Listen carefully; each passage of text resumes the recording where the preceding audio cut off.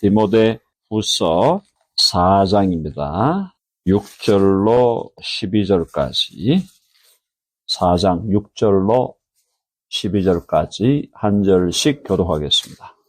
전제와 같이 내가 벌써 부어지고 나의 떠날 시각이 가까웠도다.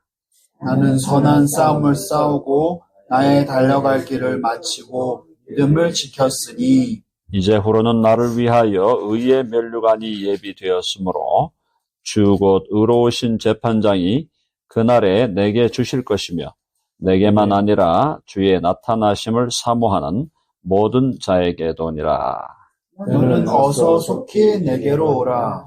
데마는 이 세상을 사랑하여 나를 버리고 데살로니가로 갔고 그레스게는 갈라디아로 디도는 달마디아로 갔고 누가만 나와 함께 있느니라. 내가 올 때에 마가를 데리고 오라. 그가 나의 일에 유익하니라. 12절 다 같이 두기고는 에베소로 보내었노라. 아멘. 계속해서 이제 바울의 디모데에게 바울이 주는 마지막 유언적인 교훈에 그야말로 클라이맥스에 왔습니다. 지금 4장 1절부터 5절까지는 디모데에게 말씀을 전파하라. 2절에 보니까 말씀을 전파하라. 때를 얻든지 못 얻든지 항상 힘쓰라. 범사에 오래 참음과 가르침으로 경책하며 경계하며 권하라. 이렇게 말씀을 계속해서 증거할 것을 디모데에게 권면하고 그 다음에 고난을 받으라 그랬죠. 5절에 보니까 4장 5절 그러나 너는 모든 일에 신중하다는 것은 깊이 생각한다는 겁니다. 결정을 하거나 생각을 할 때 가볍게 하지 말라는 거죠. 신중하여 고난을 받으며 디모데 전서와 후서는 고난의 서신이다라고 할 정도로 고난이라는 말을 많이 사용하고 있어요. 고난을 받으며 전도자의 일을 하며 내 직무를 다하라. 5절이 사실은 디모데에게 주는 바울의 부탁의 마지막이었다고 볼 수 있어요. 자, 6절은 이제 자기의 현 상황입니다. 지금 죽을 준비가 돼 있죠. 순교할 준비가 되어 있습니다. 바울은요. 6절에 전제와 같이 내가 벌써 부어졌다. 이게 이제 구약의 제사법을 잘 모르시는 분들은 이 6절이 잘 이해가 안 될 수가 있습니다. 6절에 이 전제라는 것은 제사의 방식이에요. 제사의 방식. 이 전자가 부을 전자입니다. 어려운 말입니다. 그래서 pouring 한다. pouring, 붓는다 이 말이에요. 그리고 이게 이제 전제를 영어로는요, drink offering이라고 이렇게 되어 있어요. drink offering. drink offering은 마신다는 거거든요. 자, 그래서 이게 무슨 말이냐면은 구약에서 제사를 드릴 때 제사를 드리는 방법은 4가지입니다. 제사의 종류는 5가지. 한번 해봅시다. 종류는 5가지. 방법은 4가지. 오늘 제가 새벽 신학교에서 좀 말씀을 드릴게요. 근데 이 전제라는 거는 제물에다가 포도주를 뿌리는 거예요. 포도주를 뿌리고 붓는 겁니다. 포도주를 붓는 거, 또 제물에 때로는 감람류, 기름을 붓는 거, 때로는 제물에 피를 붓는 거예요. 자, 그렇다면 어떻게 되겠어요? 제물에 포도주나 기름이 적셔지는 거죠. 영어로 soak 돼요. soak. 적셔지는 건데 이게 뭐냐면은 여러분이 지금 저 상상력을 활용해야 됩니다. drink 했다는 건 마셨다는 얘기죠. 자, 우리가 물을 마시면 우리 몸이 물에 soak 됐다는 말을 쓰잖아요. 이해되세요? 내가 물을 마시면 물에 soak 됐네. 물에 적셔졌네. 이렇게 얘기하죠. 그래서 예수님이 아버지여 나의 이 잔을 내게서 거두시옵소서. 아버지의 뜻이면. 그러니까 거기서 고난의 잔을 마신다는 표현을 씁니다. 고난의 잔을 마신다. 그건 뭐냐면 고난으로 내 몸이 절여진다 이 말이에요. 그러니까 여기서 말한 이 전제라는 것은 고난의 제사, 그걸 얘기하는 겁니다. 피를 뿌리거나 또 땀을 흘리거나 온 몸을 드리는 거예요. 온 몸을 들여서 온 몸을 고난으로 적시는 제사다. 그런 말입니다.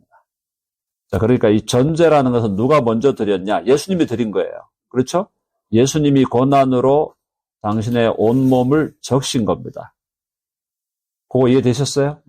그래서 예수님이 그 온몸으로 고난으로 쏟게 할 때 예수님이 겟세마네 동산에서 기도하실 때 뭐가 나왔다 그랬죠? 땀이 피와 같다 그랬어요. 피땀이 나왔다 그랬어요. 피땀이 나왔다. 바로 그겁니다. 예수님의 몸이 제물로 준비되면서 그 제물에 포도주와 감람류와 피가 부어지는 제사, 고난의 제사를 뜻하는 거예요. 혹은 죽음의 제사, 순교의 제사를 말하는 겁니다. 그래서 예수님이 먼저 고난당하시고 죽으셨어요. 그걸 바울이 따라하고 있다는 뜻입니다. 아시겠죠? 무슨 말인지. 그러니까 바울이 지금 드링크 오퍼링을 드릴 준비가 되었다. 전제와 같이 내가 벌써 부어졌다. 와, 이거 정말 무서운 말이에요. 바울은 이미 자기의 피를, 자기 온몸에 있는 그 피를 다 하나님께 쏟아 부어 드리는 순교의 제물로 자기를 드리는 것에 대해서 이미 준비되었다 이 말이에요. 그 얘기를 구약의 제사에 빗대어서 말하고 있는 것입니다. 자, 구약에서 제물에 포도주가 부어지고 감람류가 부어지고 때로는 피가 부어지는 것을 통하여 제물이 완전한 고난과 죽음의 제사로 드려지는 것을 구약에서 우리가 본 것처럼 그것의 성취는 예수님이라고 그랬습니다. 예수님이 자기의 몸을 고난의 제물로 또 죽음의 제물로 드리셨어요. 근데 그 전제와 같은 제물을 나도 바울도 이제 주님께 드린다. 벌써 부어졌다. 그 말은 뭐냐? 내가 죽을 준비가 됐다 이 말이에요. 죽을 준비가 되었다. 그래서 6절에 나의 떠날 시각이 가까웠다. 그러니까 모든 걸 다 드리는 겁니다. 그러니까 하나도 빠짐없이 온몸의 피와 온몸의 땀과 우리 그 예수님이 십자가 달릴 때 요한이 가까이 있었거든요. 십자가 예수님이 달려 있을 때 요한만 따라갔단 말이에요. 요한이 가까이서 보니까 허리에다가 창을 찔렀는데 피와 물이 나오더라 그랬어요. 피와 물이 나오더라. 그게 죽음을 상징하는 건데요. 벌써 부어졌다. 나의 떠날 시각이 가까웠도다. 순교할 때가 가까웠다는 걸 알고 있고 바울은 이제 전생애를 주를 위하여 부었죠. He poured himself for the Lord and the gospel. 주님과 복음을 위해서 자기의 몸과 생애를 다 드린 거예요. 다 부은 거예요. 다 쏟아 부은 거예요. 우리나라 말이 쏟아 부었다. 좋은 말이에요. 쏟아 부었다. 모든 걸 다 쏟아 부은 삶이었어요. 근데 그에게 남은 건 이제 그의 몸이에요. 그의 몸을 이제 주를 위하여 마지막으로 쏟아 붓겠다라는 겁니다. 모든 걸 다 드리겠다. 바울이 이렇게 살았는데 천국에 가서 바울을 하나님이 특별 대우한다고 부족한 우리 같은 사람이 거기서 컴플레인하고 하나님은 unfair, you are unfair 이렇게 얘기하면은 그게 정신 나간 인간이지 그게 정상이겠어요? 바울이 이렇게 드렸다는 거예요, 삶을. 바울의 삶을 보십시오. 바울의 삶을 주를 위하여 온 생애를 다 드려. 그의 1초 1초를 주를 위하여 드리고 1초 1초를 주를 위하여 드리고 마지막에 그의 몸까지 마지막 제물로 자신의 모든 걸 다 쏟아서 부어 주를 위하여 드리겠다라고 하는 이 바울의 자세. 이건 따라가기가 어렵죠. 이 수준을 따라간다는 것은 쉽지 않아요. 그래서 사도 바울이 뭐라 그럽니까? 7절에 나는 선한 싸움을 싸우고 자신의 인생을 어떻게 묘사합니까? 파이팅이었다. 파이팅. 우리 한국 사람들 좋아하는 말이 화이팅 이건데 파이팅. 한국 사람들 좋아하죠? 파이팅. 우리 파이팅 좋아해요. 파이팅이라는 게 굉장히 좋은 의미죠. 여기서는요. 선한 싸움, good fight. 선한 싸움을 싸웠다. 자, 그러므로 한번 해보세요. 인생은 싸움이다. 사랑합니다. 인생은 싸움이에요. 인생이 그냥 먼 산 바라보듯이 그냥 먼 산 바라보듯이 힘을건 눈을 뜨고 멀리 바라보면서 공상에 빠졌다. 그 인생을 살고 있는 게 아닙니다. 죽어가고 있는 거지. 인생은 싸움이에요. 사랑하는 여러분, 싸우셔야 합니다. 선한 싸움이에요. 누구와 싸워야 됩니까? 나와 싸워야 돼, 나와. 저도 짧은 인생을 살았지만 인생을 살아보니까 제일 어려운 싸움이 나와의 싸움이에요. 나와의 싸움이 제일 어려운 싸움이에요. 왜? 늘 패배하거든. 다른 사람과 싸우고 일하고 싸우고 뭐 공부하고 싸우고 그거는 자주 이기는데 나와의 싸움에서 얼마나 쉽게 패배하는가. 너무너무 어려운 싸움이에요. 선한 싸움. 선한 싸움에서 우리의 싸움은 누구와의 싸움이냐? 나와의 싸움. 나와의 싸움. 이게 가장 힘든 싸움이고 우리가 가장 쉽게 패배하는 싸움입니다. 그다음 두 번째 어떤 싸움이 있나요? 영적인 싸움이 있어요. 마귀와 싸워야 돼요. 자, 나와의 싸움이라는 건 죄와의 싸움입니다. 아시죠? 내 안에 있는 죄와의 싸움이에요. 이걸 못 이긴단 말이에요, 이걸. 내 안에 있는 나태함, 내 안에 있는 교만함, 내 안에 있는 온갖 추악함과 싸우려고 하는데 그 싸움에서 우리는 자주 패배한다. 나와의 싸움, 죄와의 싸움 가장 첫째로 힘들고 둘째 그걸 옆에서 거드는 놈이 마귀잖아요. 마귀와의 싸움. 그리고 세상 정욕과의 싸움이에요. 세상의 가치관과의 싸움이에요. 여러분 세상이 얼마나 뭔가 모르게 인생이 화려하게 보이게 하고 뭔가 다른 어떤 화려한 인생이 있을 것처럼 자꾸 우리를 유혹하잖아요. 아니에요. 인생은 인생의 본질을 알고 보고 세상의 본질을 알고 보면 세상은 독사와 전갈이 우글거리는 황야예요, 황야. 광야예요. 근데 이 세상은 너무나 아름다운 성, 라스베이거스에 있는 그 아름답고 화려한 성처럼 세상을 포장한다, 이 말. 거기에 우리가 유혹되는 거예요. 뭐가 있는 것처럼. 라스베이거스 가보면은, 전 안 가봤지만 뭐, 영화나 이 그림으로 많이 봤으니까. 거기 보면은 뭐 화려하잖아요. 화려하게 만드는 게 뭐예요? 시간 낭비하고 돈 낭비하고 에너지 낭비하고 가라는 거 아니에요. 그거 똑같은 거예요, 그게. 이 세상이 그런 거예요. 이 세상에 정신 못 차리고 있으면 시간 낭비, 돈 낭비, 에너지 낭비 다 낭비하고 가는 거예요. 세상의 본질을 깨달아야 됩니다. 세상의 본질은 독사와 전갈이 가득 차 있는 광야예요. 광야. 황야. 그래서 주님 뭐라 그랬냐? 한번 해봅시다. 세상을 사랑하지 말라. 여러분 아멘 하십니까? 아멘. 그렇다고 도피하라 그런 것이 아니죠. 도피하면 안 돼요. 세상이 더럽다는 걸 알고 거기를 거룩한 걸음으로 뚫고 가라는 얘기지 성경 어디에도 세상을 도피하라고 한 적이 없어요. 그러나 세상의 본질을 알아야 돼, 본질을 알아야 된단 말입니다. 우리에게 세 가지 싸움이 있습니다. 나와의 싸움. 마귀와의 싸움은 사실은 그렇게 어려운 싸움이 아니에요. 딱 보이거든.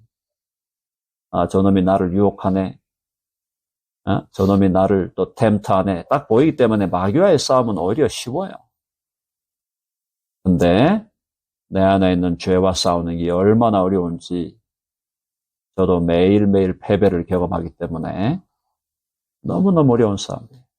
그래서 우리가 하나님의 전신갑주를 입어야 된다. Full armor of God. Full armor of God을 입어야 되는데 하나님의 전신갑주를 입는데 가장 중요한 것이 말씀과 기도였다. 말씀과 기도. 그리고 예수 그리스도로 무장해야 되죠.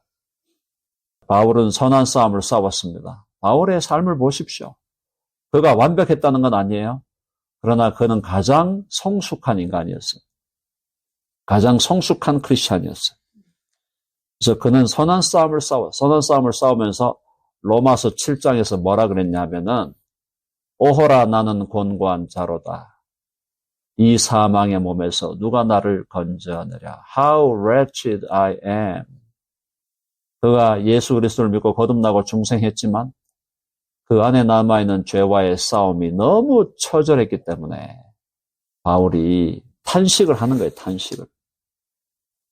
사랑하는 여러분, 인생은 그렇게 살아야 됩니다. 그런 인생이 깊이 있는 인생이지. 선한 싸움을 싸우고. 그 다음에 두 번째, 달려갈 길이다. 한번 해보세요. 인생은 달리기다. 또 다시 하면 인생은 마라톤이다. 인생은 싸움이다 할 때 싸움은 권투의 이미지예요. 권투, 격투기 이런 거 이미지고 인생은 격투기예요. 또 인생은 달리기. 때로는 100m 달리기, 때로는 마라톤인데 사실은 인생은 100m로 마라톤을 해야 되는 인생이에요. 그런데 인생은 마라톤에 가깝죠. 마라톤. 달리기. 마라톤에서 승리하려면 끝까지 가야 돼요. 끝까지 가야 되죠. 골인을 해야 돼. 나의 달려갈 길을 마쳤다. 나의 달리기, 나의 마라톤을 마쳤다. 자기 죽기 직전에 이렇게 자기 인생을 바라보면서 말할 수 있는 사람이 몇이나 될까요? 죽기 직전에도 내가 죽는다는 걸 모르고 다 죽죠. 지금 자기가 죽어가는데 이제 5분 후면은 딱 숨이 멎는데도 나는 앞으로 일주일, 한 달, 몇 년을 살 것처럼 생각하고 죽어가는 게 인생이다 이 말이에요. 근데 바울은 어떻습니까? 나의 달려갈 길을 내가 마쳤다. I am in. 나는 마쳤다. 나는 all in 했다. 이렇게 자기 인생을 볼 수 있는 인간이 누가 있을까요? 거의 없다고 봅니다, 저는. 5분 후에 죽는데, 10분 후에 죽는데, 1년, 2년 후를 생각하는 게 인생이단 말이에요. 자, 나의 달려갈 길을 마치고 믿음을 지켰다. 인생에, 자, 한번 해봅시다. 나의 인생은 믿음을 지키는 과정이다. 여러분, 아멘 하시죠? 믿음을 지켜야 돼. 이 믿음을 지킨다는 게 이게 보통 일이 아니에요. 믿음을 지킨다는 게 그게 보통 일이 아니라고. 왜 우리가 지금 이렇게 일찍부터 새벽에 나와가지고 설칩니까? 왜 설쳐요? 믿음을 지키려고 하는 거예요. 믿음을 지키려고. 이렇게 안 하면 믿음이 안 지켜지는 거예요. 믿음을 지켜야 돼. 믿음을 얼마나 흔들어 대는지 내 안에 있는 죄가 흔들고 마귀가 흔들고 세상이 흔들고 온갖 것들이 우리 믿음을 흔든단 말이에요. 믿음을 지켜야 한다. 바울은 그 믿음을 지킨 거예요. 그렇게 인생을 살았다. 이게 다 우리의 본이 되는 거죠. 그죠? 예수님이 우리의 본이고 또 인간적으로 볼 때 바울이 우리의 본이죠. 바울이 우리의 본이, 우리의 모델이에요. 마들이에요. 자, 이제 죽게 되면 나는 어떻게 되냐? 8절 봅시다. 이제 후로는 이건 뭐야? 내가 죽은 후 이 말이야. 내가 이제 죽게 되면 네로가 바울을 죽였죠. 네로가 바울을 참수형을 했습니다. 나를 위하여 의의 면류관이 예비되었다. 하나님이 의의 면류관을 준비하셨다. 여기서 말하는 이 면류관은요, 상급이에요, 상급. 상급의 면류관. 상급의 면류관. 이게 물론 이제 구원의 면류관도 맞는데 둘 다로 같이 봐야 됩니다. 그래서 의의 면류관은 구원의 면류관. 이미 뭐 구원은 받은 거고 지금 의의 면류관이라는 것은 바울의 그 의로운 삶에 대한 하나님의 상급이에요. 면류관. 면류관은 항상 상급을 얘기하는 겁니다. 의의 면류관. 면류관 여러분, 그 왕관, 왕관을 씌우는 거는 상급입니다. 상급. 아시겠죠? 씌워주는 거예요. 의의 면류관이 예비되었다. 하나님이 예비하셨다. 사랑하는 여러분, 저와 여러분들도 앞으로 의의 면류관을 받아 누리게 되기를 바랍니다. 의의 면류관을 받아야 돼요. 의의 면류관. 찬송가 있잖아. 선한 싸움 다 싸우고 의의 면류관 예루살렘 성에서. 그죠? 선한 싸움을 다 싸우고 의의 면류관을 받게 된다. 상급의 면류관. 상급의 면류관. 주 곧 의로우신 재판장. 의로우신 재판장. 하나님이기도 하고 예수님이기도 합니다. 주 곧 의로우신 재판장. 의로우신 재판장. 뭔가 모르게 믿음이 가죠. 신뢰가 가죠. 왜냐하면 여러분 우리가 의롭게 되는 것 누구의 의로 그렇게 됐습니까? 예수 그리스도의 의로 의롭게 된 거예요. 우리가 예수님을 믿을 때 우리가 예수님과 하나가 되고 연합이 되면 예수님의 의가 나의 의가 되는 겁니다. 이게 놀라운 거예요. 우리는 구원받기 위해서 아무것도 하지 않았어요. 구원받기 위하여 행한 건 죄밖에 없어요. 근데 예수 그리스도를 주와 구주로 믿을 때에 우리는 주와 하나가 되고 주와 연합하여 주의 의로우심이 나의 의로우심이 된 겁니다. 할렐루야. 이게 구원이에요.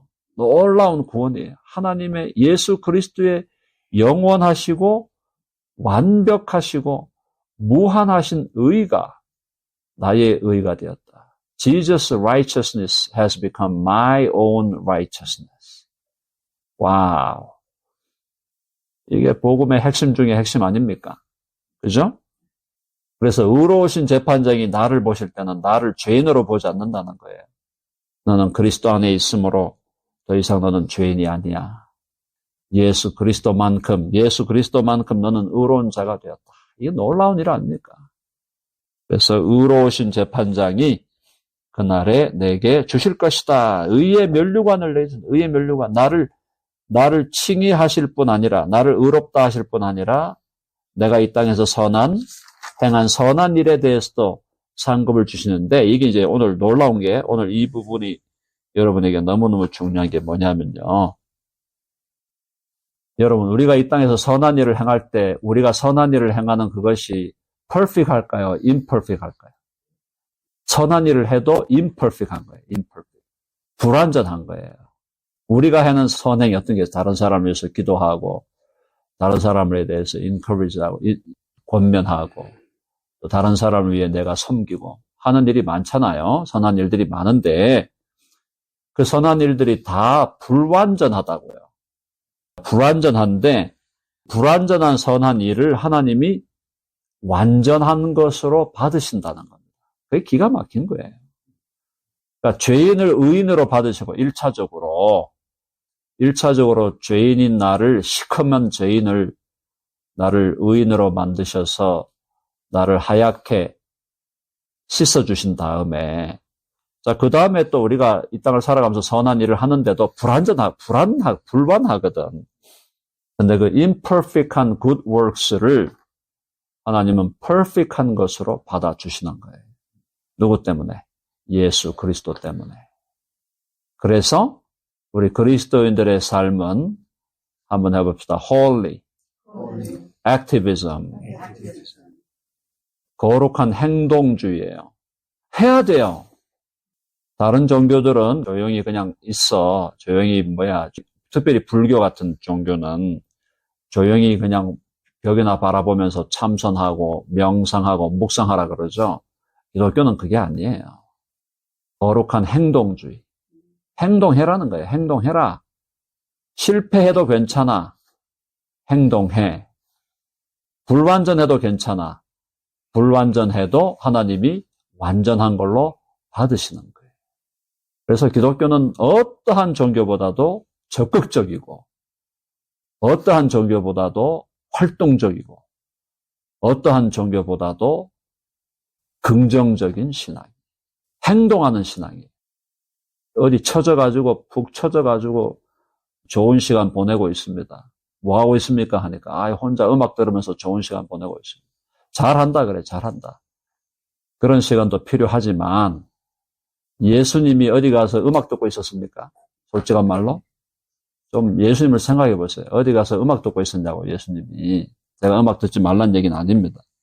예수님은 어디에 있었습니까? 항상 길거리에 있었어요, 예수님은. 길거리에 있거나 시장에 있거나 사람들이 모이는 성전의 뜰에 가 있거나. 예수님이 얼마나, 여러분, 영화도 그리고 있지만 얼마나 우리나라 말로 바리바리 움직이는 분이었는지 아세요? 예수님은 바리바리 움직이는 분이었어요. 바리바리 그냥. 사랑하는 여러분, holy activism이에요.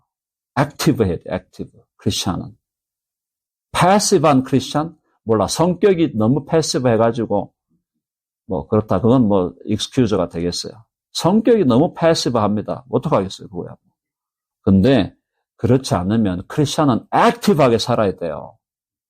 어디서 그런 엉터리 같은 신앙을 가져가지고, 예수님이 패시브하게 어디 늘 앉아있던 적이 있었습니까? 없어요. 바울이 어디 앉아갖고 패시브하게 앉아있었던 적이 있었어요? 없습니다. 크리스찬의 삶은 액티브 해야 돼요. 왜? 실패해도 괜찮으니까. Trial and error 괜찮아. 시도했어? That's great. 시도해. 실패했어? 괜찮아. 다시 해. Do it again. Do it again. 그게 크리스찬이에요. 야, 하지 마. Don't do that. Hey, be silent. 그거는 기독교가 아니에요. 자, 오늘 여러분 다시 한번 말씀드리는데 조용히 앉아서 편안하게 인생을 살려고 하는 분들 꿈에서 깨십시오. 그렇게 살려면 그냥 안 사는 게 나아요. 그래야 살 바야 뭘 이 땅에서 그렇게 고통스럽게 살아가고 있습니까? 행동해야 됩니다. 우울증과 공황, 이게 왜 우울증과 공황이 왜 문제냐? 사람을 inactive하게 만드는 거예요. 우울증은 inactive예요. 일어나지를 못하게 하는 거예요. 일어나려고 하는데 일어나지를 못하게. 그게 아주 나쁜 병이에요. 떨치고 일어나서 행동하고 시도하고 실패해도 괜찮아. 해봅시다. 실패해도 괜찮아. 자, 오늘 여기까지 하겠습니다.